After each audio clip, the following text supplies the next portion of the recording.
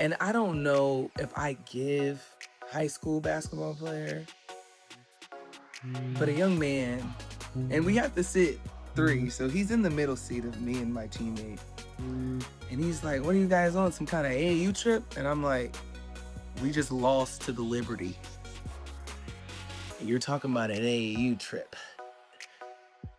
Flight attendant, pass me my peanuts, because at this point, I'm about to go crazy. All right, welcome back to another episode of Sports Seriously, the Studio 9 podcast. I'm Sam Cardona-Norberg, joined alongside a face that you all know and love, USA Today's WNBA senior reporter Meghan. But we have an incredible addition to the Studio 9 team, Callie Fin. Callie, welcome! Yay. Thank you. I'm so excited to be here. Of course. Well, we'd love to let you introduce yourself a little bit, give us a little bit of your background, and before we jump into the rest of the episode.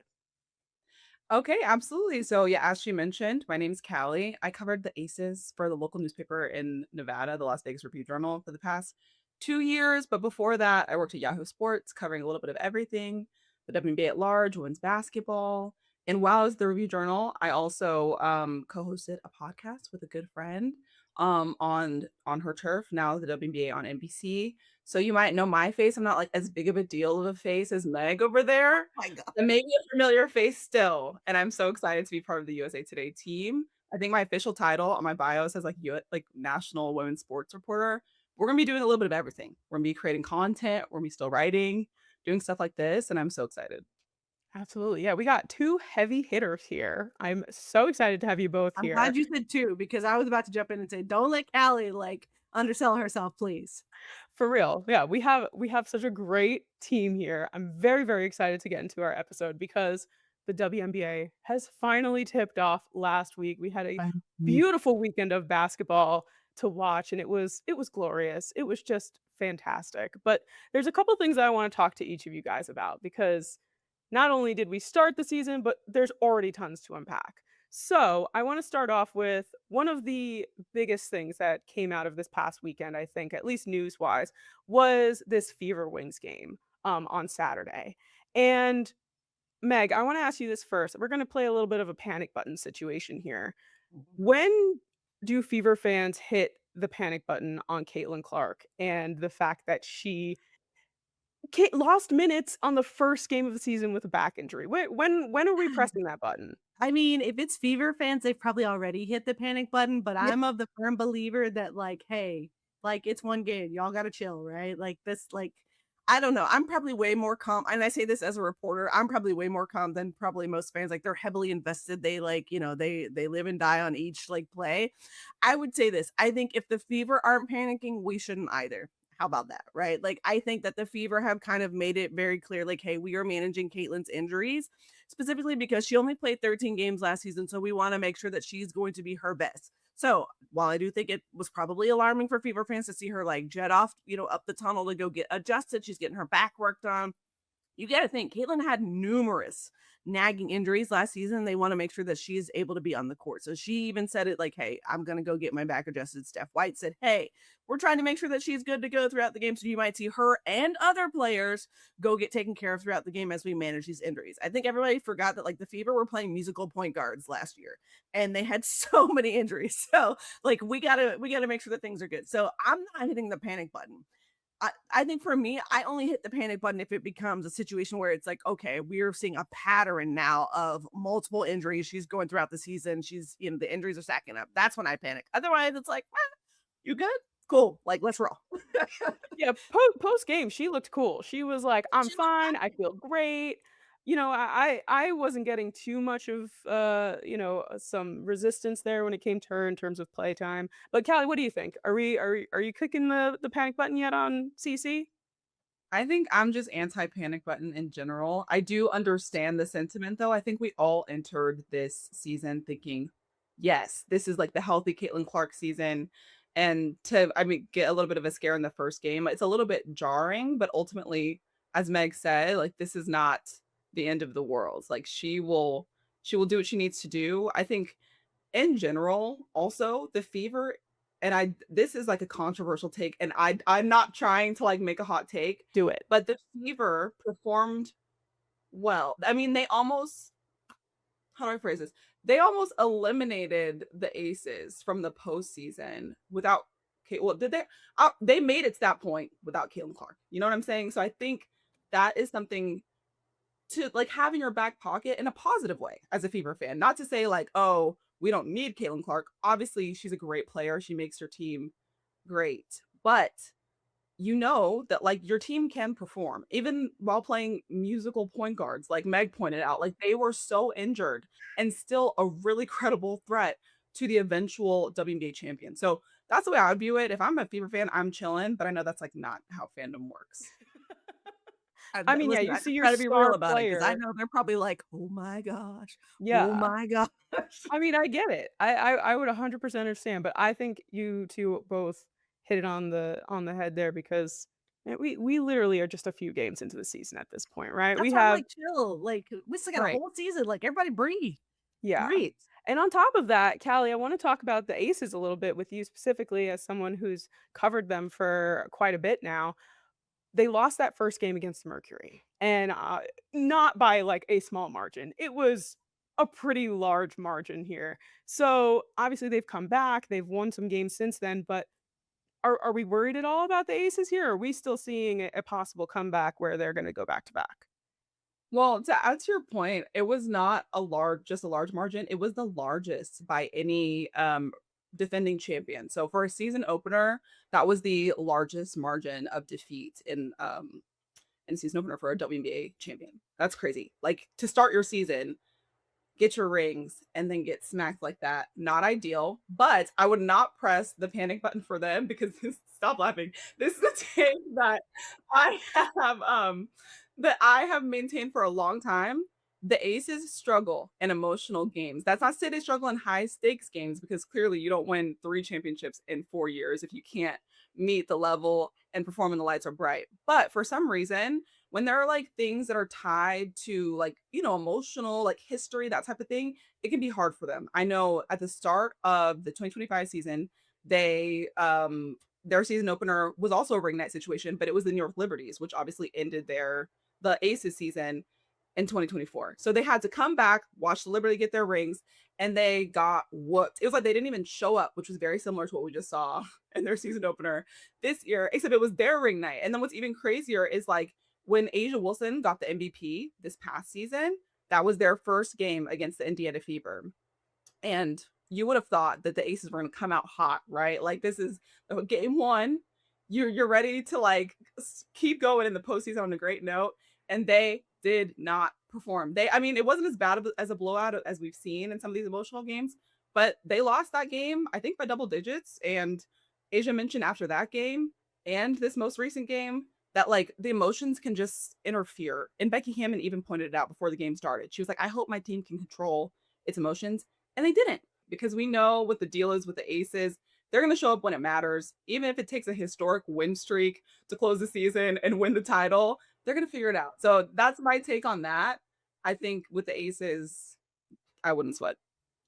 And let me just say, those rings, some of the coolest rings I think I've ever The seen. ring inside the Yes. ring. Like, that's where my mind was like, Watching that unfold live, first of all, Mark Davis, the Aces owner, was so excited. Like he's So, like a quiet person if you've ever met him and talked to him. yeah. He was like yelling into the mic, so now they can wear him to dinner. Like he was so hyped. And then he's showing Becky and Asia how to like pop it off. And Asia's jaw dropped. Like she's already excited about the ring, but then to have like, I don't know, something a little bit more dainty and like fashion forward that she can wear, you could tell she was thrilled. I've never seen that. And I mentioned, like, I think this might start a trend because the Aces do tend to, you know, set the precedent when it comes to certain things in the league. And I feel like maybe not just for the WNBA, but like women's sports at large. Like, who wouldn't want something they can actually wear? Because who's wearing those bulky rings out? You're not really doing that. I mean, you saw Asia only like pulled it out for the ring ceremony. She was like, oh, all right, if I get a third, I can pull out my other 2. Because when else are you going to just wear these big old, like, you're not going to be out in public, like, Unless you're like Bill Belichick or something and you're walking around well, with like I mean, yeah, I 7,000 mean, rings. you do the Maya Moore, you know, you do the Michael Right. Jordan, you know, for the special, like, you know, sort of The photo shoot, the but, magazine like, cover. yeah, you're not Yeah. just casually. I mean, I hope you're not just casually flexing like you're in your public like that.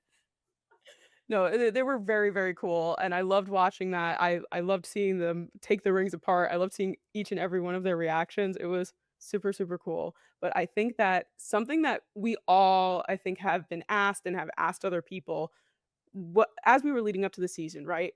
Is like, what team are we most excited to watch? And there's a lot of preseason talk there, but I want to ask both of you, what team was actually exciting to watch in this debut weekend of the W? Meg, I'll start with you. Why, listen, I don't appreciate these questions like this because this just puts too much stress on me. Um, Oh, that's a really good question. Honestly, I'm this is the low hanging fruit. I'm so sorry, but it's the wings. Like the wings were really really fun to watch. I honestly I was heavily invested in this Wings Fever game because it was absolutely bananas. And I thought that they were fun to watch for a number of reasons. We have been waiting to see what version of the Wings was going to show up this season after they had a not so great season last year, where they definitely you could tell at times there was a little bit of disjointedness going on in the offense. They weren't gelling as much as you wanted to. They were defensively, they were giving up a lot. So to see them come out and they're going essentially toe to toe with the Fever, like, great, you can hit threes, we can hit threes too. Oh, you just did a pull up, great, I got another pull up for you. Like I was living for that matchup, completely living for that matchup. And obviously, I cannot just have one team, so I'm going to do another because that's just how I roll. Um, but if you were not watching that Atlanta Dream and Minnesota Lynx game, I feel so sorry for you, my friend, because for Dream fans, they were probably miserable in the first half. But that second half, Alicia Gray got cooking in that third quarter. I think she had 16 points. She just said, shoot, I don't even care what happened in the first half, but I'm about to take over. And the rest of the team was like, oh, Alicia's going off. Great. Let's join in the party. And so everyone just started contributing. And before you knew it, we had this back and forth game, just like the Wings Fever, where it's everything that you want in an opening weekend. And honestly, I was a little mad that both those matchups were not on the first day because I was like, you know what? This is what I need in my life. This is what I've been missing. So yeah, those are my two matchups. Yeah. I mean, Meg, you always take my one and my backup. I feel like every Absolutely. single time. This is why I'm I say always do like, not "Oh, ask me these questions because I can never have just one answer. I was like, if she says the dream, I'll say the wings. If she says the wings, I'll say the dream." But Callie, what are you thinking in terms of what team were you actually like, "Oh my gosh, this team is so exciting." Okay, well, I guess I'm like out of the group because I did think the wings were really exciting. I was so excited to obviously see like this new look team in action because Alana Smith was like a huge free agency pickup, in my opinion. However, in addition to the wings, I thought that the New York Liberty were like super exciting just because to come back from a season where a lot of your core are injured and not able to play like all together, and then to start the season and it's looking like, oh man, we're injured again and all this other stuff, and you lose Satu and or no, sorry, not Satu. You gain Satu, but then she's not playing. In the opener, it's like, oh man, this is not ideal. But then they took the court and it was so exciting.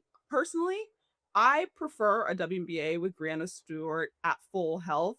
And I loved watching her ball out. Like I loved it. And just like this team, I think that what they showcase is depth in their season opener. If you got a whole bunch of people out and you still look that strong, then that's promising to me. I like the addition of Julie Van Loo on the Liberty. I like how she looks on that team.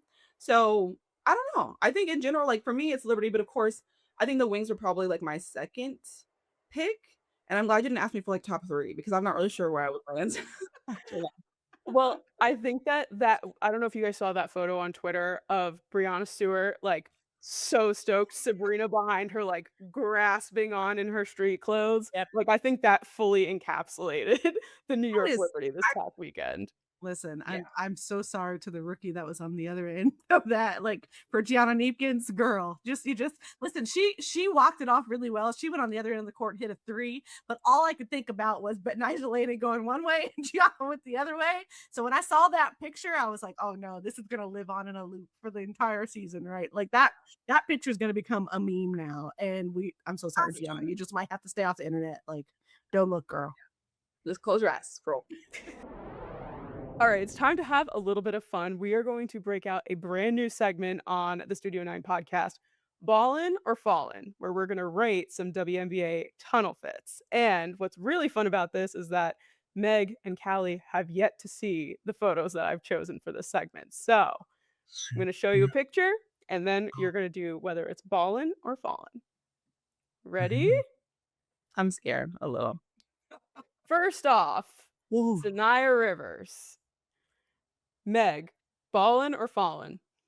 I'm gonna go Fallen, and it's just because I just don't like this look on Sanaya.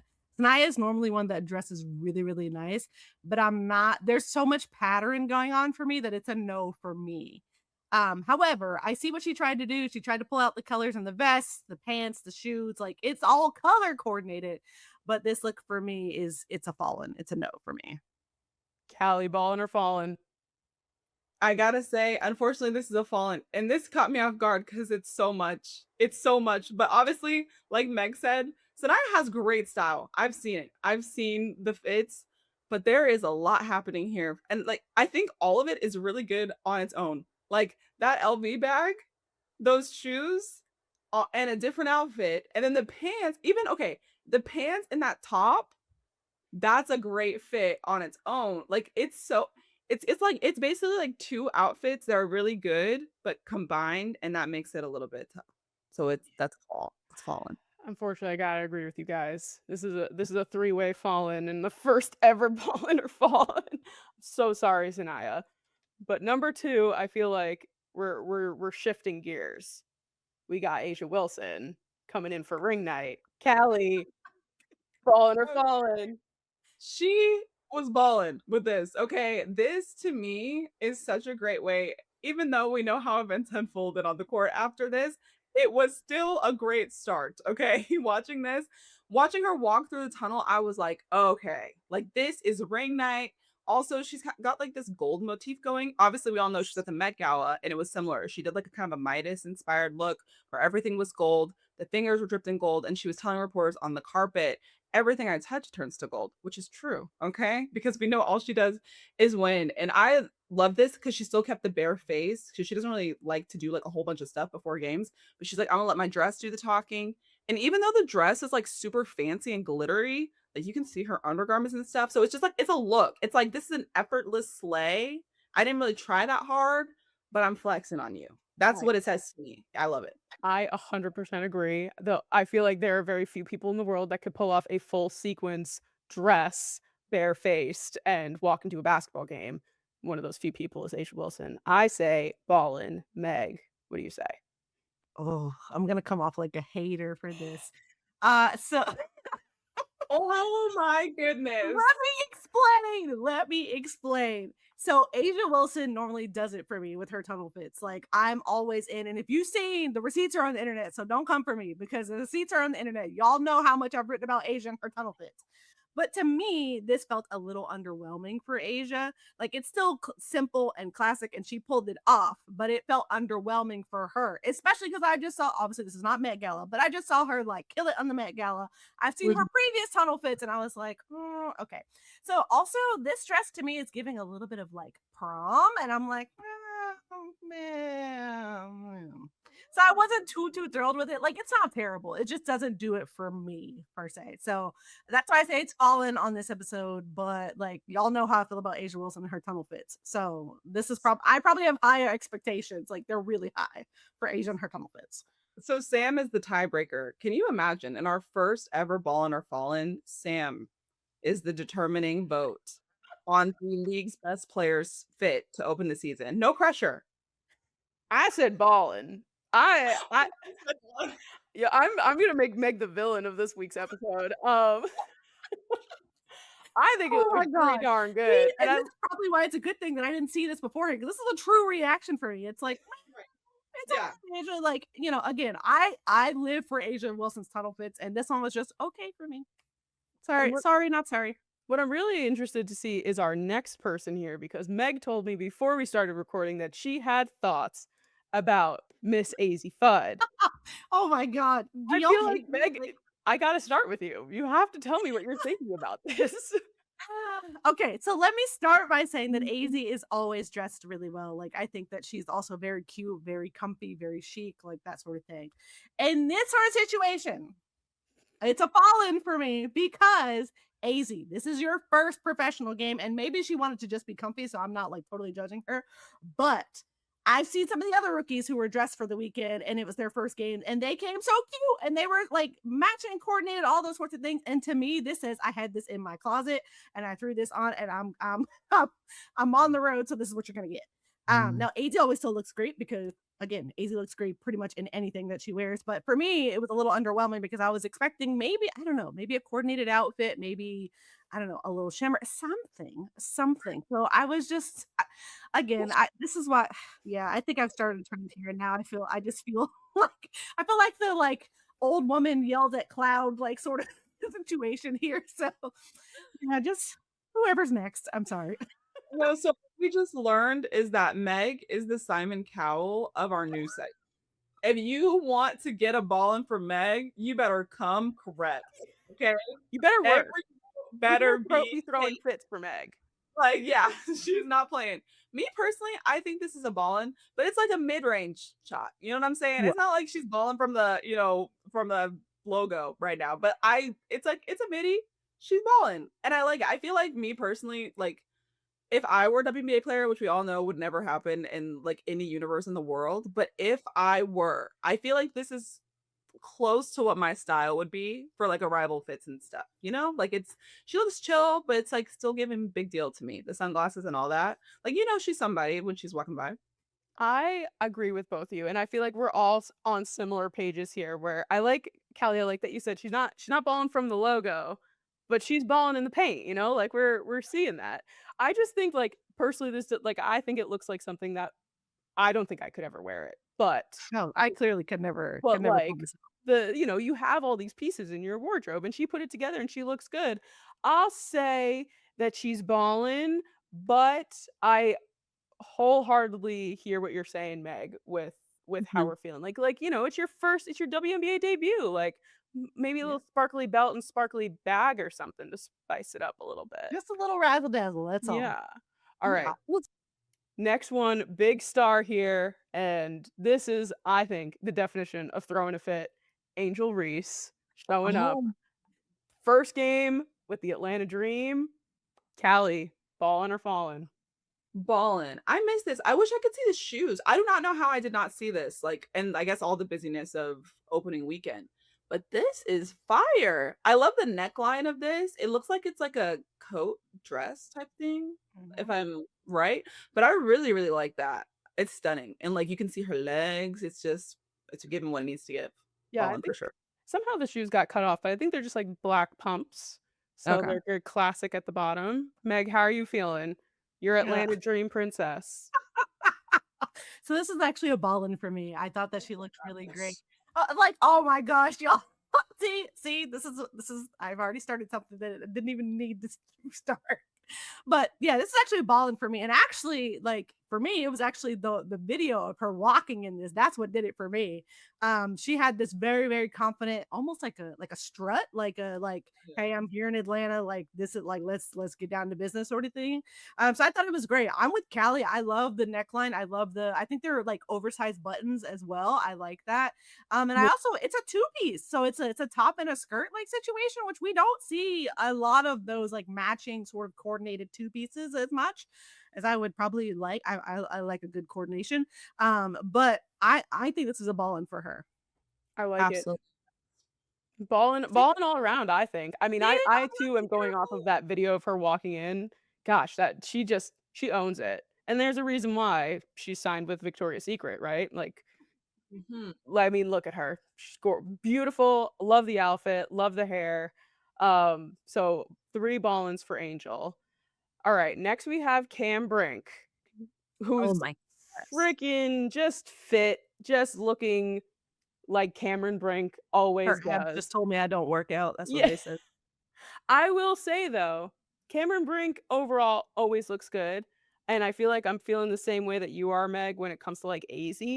I'm going fallen here only because I'm just not a fan of the top. I don't like the high neck with this open thing. I think she looks fantastic, but I'm going fallen here, but not a hard fallen. Like she's getting right back up. But Callie, what do you think here for Cam?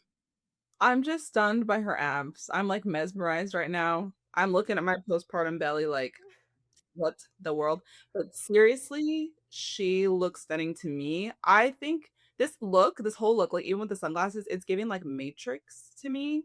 Like it feels like straight out of that movie.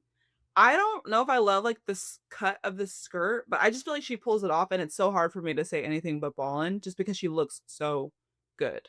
She's killing it to me. Meg. It's a ballin' for me, mainly because I could never pull this off. And I'm not sure there are actually very many people who could, specifically because of all the different cuts in it. Like, I really feel like Cam and Anissa Morrow are probably on the same ab plan, and we just all need to ask them to spill the details on it because my abs could never. Also, Cam has like a really, really she has like a longer silhouette, which works in the situation because she's got so many cuts. And I think the slits in the skirt itself. So yeah, I think this is a ballin' because yeah, how many people could actually pull this off that flawlessly? And the cream color I actually really like too.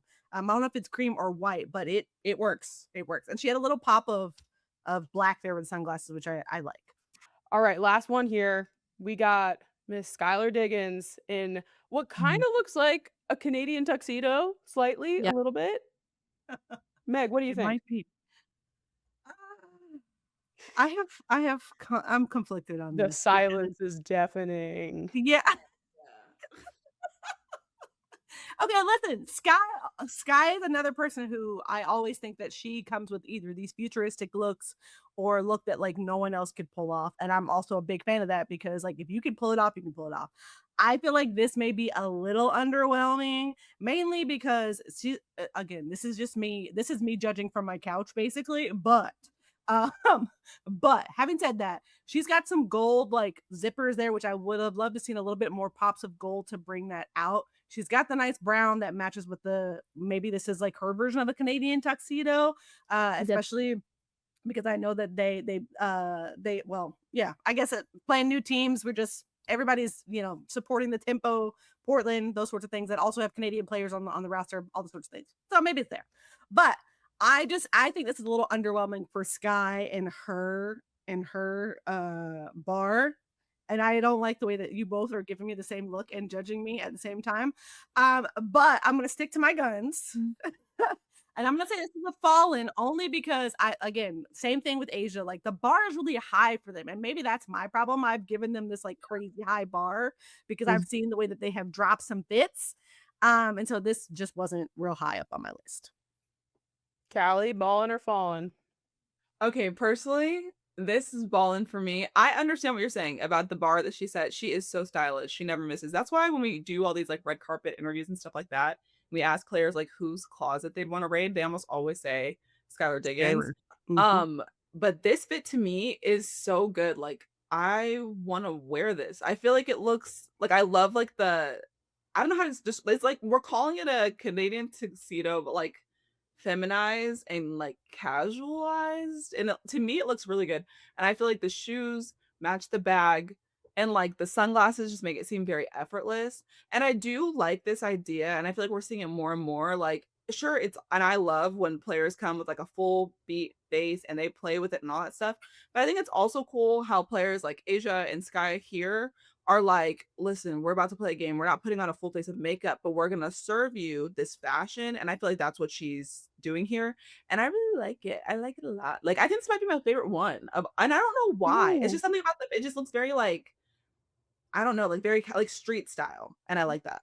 I agree. I think Sky's ballin' here. I love the color. I'm big into blue, so any type of blue, denim blue, dark blue, navy, always looks good, I think, with a brown. I think she pulled it together with the sunglasses, with the shoes. She's got her bag that she's got all of her stuff in. I like the hair slicked back. I think overall she crushed it. And I love that you said this was your favorite, Callie. Meg, did you have a favorite out of the ones we showed? Oh, that's a good question. Hated them all. Everybody. Wow. That, like, Wow. Wow. Wow. Wow. I'm actually gonna go Cam Brink. I think this is a look that you just like. There are very few people that can like pull that off. But also, Cam also has a high bar in terms of like what she like wears, and I've been high on Cam's fits since her rookie season because she's all like she rarely misses with her fits. And I also don't think many people probably expect her to show up in that white or that cream color like that. So it looks very much like, oh, I just hopped off the jet. I'm gonna go play a quick basketball game, and then I have to go back because I have other shenanigans to get into after this. Like, I don't know. It's definitely giving like this is summertime fine. Like I am enjoying all that life has to offer, and I really liked it. So I'm gonna go Cam. All right, Callie and Meg, you guys both had the opportunity to catch up with WNBA superstar Asia Wilson. Let's jump into that conversation. With USA Today's Studio 9, I'm Callie Fin. She is senior WNBA reporter Megan L. Hall, and our guest needs no introduction, but she is four-time league MVP, Aces superstar Asia Wilson. Asia, thank you so much for your time today on Yeah. behalf of Booking.com, which we will get into Yes. in detail in a second. We want to start with a look back because a lot of people don't know that you traveled all the way to China after your rookie season I to did. play overseas, and then you never went overseas again. Years later, we just want to know what stands out when you look back on that experience. Ooh, what stands out? Would just have to be the culture shock that you kind of go into when you go when you play overseas and how, we're playing the game that we've played for so long and what we love the most. But it's a slightly different and I had tons of fun, honestly. It wasn't just it had some lows, obviously, because I'm like, oh my gosh, I miss my family and I like this, but at the same time, I'm like, hey, I'm trying to get paid, let me get this bread. But I was over there with my dad, and I think the beautiful thing about basketball overseas is like it's really not dictated through gender always. It's literally like they just love the game. Like it's just like we want to see some good basketball and we're going to go watch it. So it was always an eye opener to me how they would just always just pack so many arenas. I mean, like full just to watch us play. So it was definitely an experience. But then I was grateful enough to be a part of just an agency that made it a little bit easier on me to where I didn't have to play overseas and I was able to stay in the United States and still travel, obviously. But yeah, it was a good lesson that I'm glad that I had to go through. Lesson. Mhm. So we need to follow up. What was the lesson? What? The lesson is sometimes you gotta do things that you may be uncomfortable with, that may not be at like your eye test. It may not be something that you're like, oh my God, this is what I've always wanted to do. But sometimes you gotta do something that you don't want to do in order to get to where you want to go to. And that was a lesson. It's like, yeah, did I ever imagine me playing in China? No. But it was an experience that I love that I went through. All right. So speaking of playing overseas, I like to think that this booking.com partnership is fitting because you've been booked and busy all off season. So I had to ask you during your whirlwind tour off season travel, was there any point that you stopped to realize that like your legacy as a player and as a person has grown beyond the United States? Like it is now global. Yeah, definitely, when I did my European tour, for the A2 recently, I think in March, I wanna say, I think that's when it really kinda hit me that, Asia Wilson and the Aces and just my brand isn't just in America. We're talking about people were lining up in shoe stores in Berlin, in Paris, to get my shoe. Did an amazing clinic, in Amsterdam with young girls that are like, "Oh my gosh, you're Asia Wilson." I'm like, "Hey, yeah." And it's just like it was just an eye opener to me that like this sport, this orange basketball that I didn't even want to play has now got my name all over the world. And so I think that was when I was kind of like, okay, I'm a little big, people kind of know me, so I gotta make sure I keep my nose clean. But I had tons of fun. I had my family there, and just building around the brand itself has been tons of fun. Okay. Okay. So I want to ask you a follow-up question on that as well, because to me, that feels like your impact not only has become global, but it's also woven into the WNBA. So you obviously have 9 seasons out of 30, and it's kind of fitting that you're wearing this 30th anniversary's pullover today. But I think that like you have essentially put your mark there. You've done things that no one else has ever done. So I wanted to know like what goes through your mind when you realize like, hey, I am in this 30 seasons of impact and my name is next to these historical achievements and legendary players. It's actually crazy. I haven't really given it much thought the way that you put it, when I honestly think about it, because I'm just like, oh, me and the league are both turning 30 this year, period. Like, look at us. But to see that I'm like now in print, like a huge print on this league, it's been just surreal. I honestly never really even thought about it that way. My thing is just like, how can I be great? How can I continue to lay, the path down for the next generation? Because the path was laid down for me, no matter how easy or hard it was. And that's what I want to continue to do in this league. Is just like continue to lay the path down for the next generation, for them to be able to follow it, to build on it, and just go through it. And so I've had tons of fun. This league has treated me well for 9 years. It's crazy that I'm in 9 years. It seems like it was just yesterday I was a rookie. So yeah, I've loved every second of it, and I think the biggest thing for me is just the growth of it. Like now we're starting to expand. We're getting brand deals like Booking.com that got us here today that have now poured into us without changing us. I think that's what I love about how the league is like, we're not trying to change who we are. You're going to see us and get what we get at face value, and then hope you enjoy. It's been just fun to watch the league grow on the court, but off the court as well. All right. I do have to ask this question because I feel like when you have greatness, you got to ask greatness about other greatness. Yeah, So come on. I'm going to put you on the spot a little bit. So we want you to make a starting five with any WNBA player who has ever played the game. But the catch is you cannot name any of your aces teammates that are currently playing with you. So who's in your starting five? No Ooh. pressure. Can I name myself? Yeah, of course. All right. So I got myself. I'm gonna go Coach Staley. Uh, I'm gonna go. I'm gonna go Lauren Jackson just because I'm like, oh yeah, we get. Ooh. I need a shooting guard. Give me DT at my 2, and then my 3.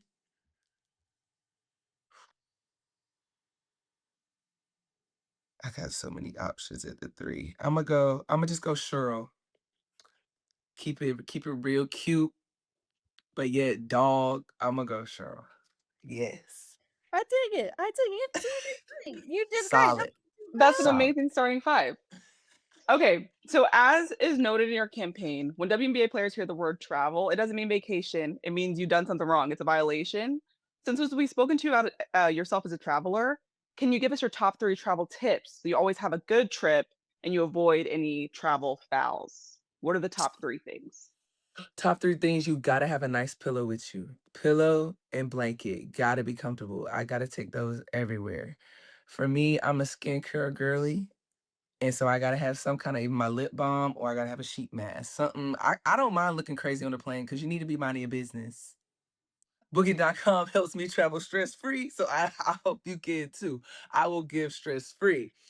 And then, and then you gotta have a solid playlist. I think if you have those, I can't listen to crazy music on a plane because my anxiety goes up. So I listen to like, rain and like very like meditation because I can't get too high with my highs up there in the sky.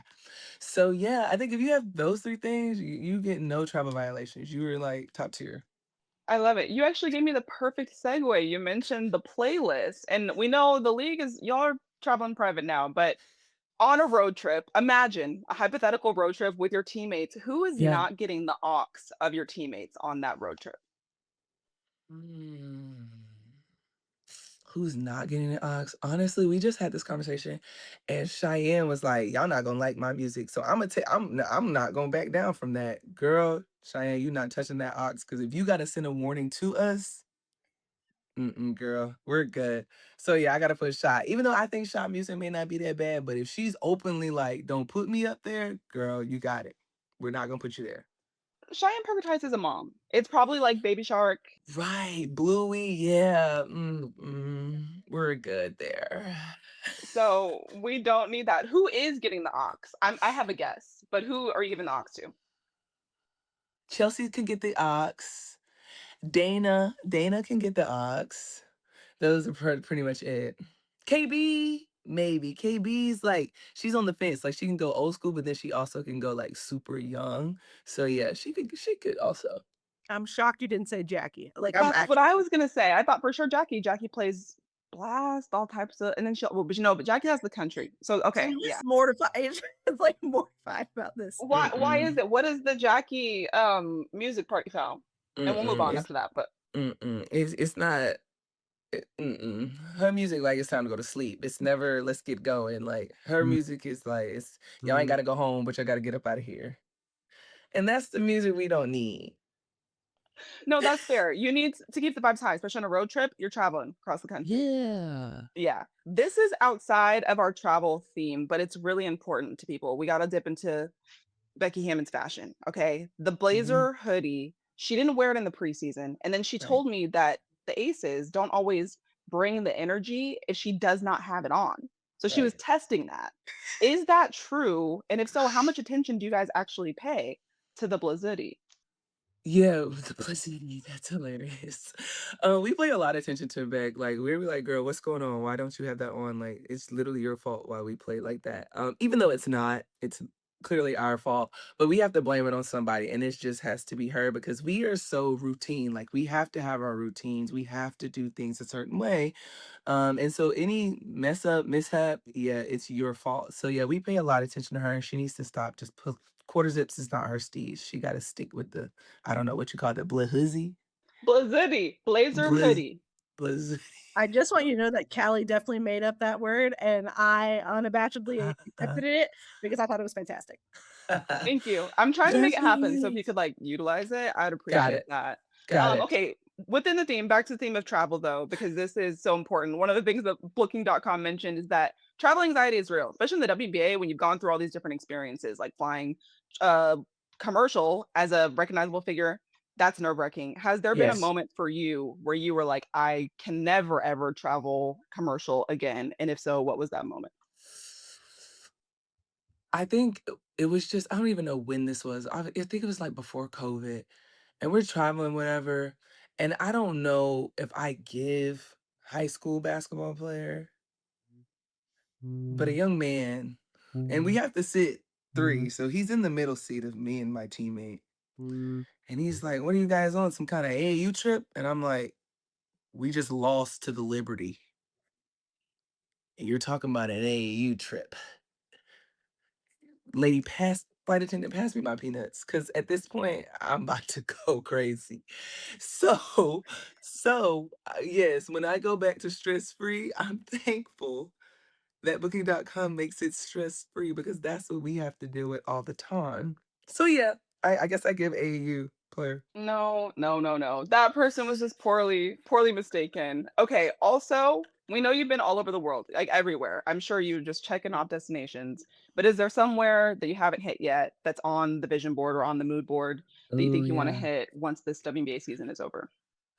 I've never been to Italy before, like ever, and it's definitely on my list. I have to go there. I feel like that's like the perfect place for me. So yeah, that's number one. We love that. You were in the You, Me, in Italy promo. I know. Or me, You, Me, See? in Tuscany. Sorry. Yeah, we gotta make that happen. Absolutely. Meg, take us away. I know you got something good. I do. I have one final question for you, Agent. Yeah. So, in keeping with the theme of travel, I'd like to think that when you travel, there's an ideal height that you reach. It's a cruising altitude. So, I wanted to know if you could put a number on the cruising altitude for the WNBA, what does that look like? Or if there's a theme that goes in the cruising altitude, like how high is the WNBA ceiling with that cruising altitude? Ooh, that's a good one. Cruising altitude. I'm like, don't give us the ceiling. Don't give us nothing. We gonna keep soaring no matter what. Like, don't let it go ding and everybody like, okay, you can take your seatbelts off. No, buckle up, cause we about to roll. Like, don't put us there yet. So I don't even think we have honestly altitude that we can reach. I think we are just really up there. But before we go, I want to end off our episode with a little women's sports moment of the week. So, Meg, let me start with you. What was your favorite women's sports moment from the past week? Yeah, so there were a lot, so it was a little hard to choose. But having said that, I am here for all the good women's sports moments that happened this week. And one that stood out to me was Megan Grant. She goes to UCLA. This is in softball. She set the single season home run record for softball, for college softball. It's 38 home runs. She did that on Saturday, May 9th. I think that's super impressive to me. Also, if you didn't know Megan Grant, she won a championship with the UCLA Bruins earlier this year as well for basketball. So she is a dual sport threat. And these are things that we love to see. So shout out to Megan Grant. Keep crushing it. We love to see you out there doing all the things, and we want to see you break some more records as well, girl. So go ahead and go forth. A fellow Megan in the women's sports world, if you will, crushing it as Yeah. always. Okay, from a Meg to a Meg. From a Meg to a Meg. My women's sports moment of the week is that Abby Boring from the Vancouver Golden Eyes in the PWHL graduated from pharmacy school, that she was juggling school and playing in a professional women's hockey league. So, all around, congratulations to Abby, and of course to everyone else who graduated this past weekend. Callie, I'm going to end off with you. And what is your women's sports moment of the week? My women's sports moment of the week is a little Mother's Day coded, but as you may or may not know, I'm a new mom. Meg's a mom to two, and I went to the grocery store in Las Vegas yesterday, and on the stands was this USA Today episode. There were only or USA Today issue. There were only two left, and when I opened the sports section, it is 1 second. It's a big one. It is me and Meg, full page. There's nothing on this spread that is not written by me or Meg. And obviously that's me when I was pregnant with my son, who is now almost 7 months old. But I wrote a story about that experience being pregnant, covering the Aces 2025 championship run. And to see that imprint along with my good sis was just with her baby running in the back. It meant so much to me. It really warmed my heart. And I feel like that's the spirit of women's sports, like moms. Moms are at the heart of women's sports. So that was my moment. I love it. I love it. What an amazing way to end another episode of Studio 9. I feel like this is so just encapsulating of everything, with Meg and her family rolling around in the background as they're coming home from school. But I am just so excited to have both of you guys here to do this podcast together. This is going to be so much fun to cover the WNBA season. But on behalf of Callie Fin and Meg Hall, I'm Sam Cardona-Norberg, and please make sure to follow us on all podcasting platforms, wherever you get your podcasts, and you can watch us on the USA Today Sports YouTube channel.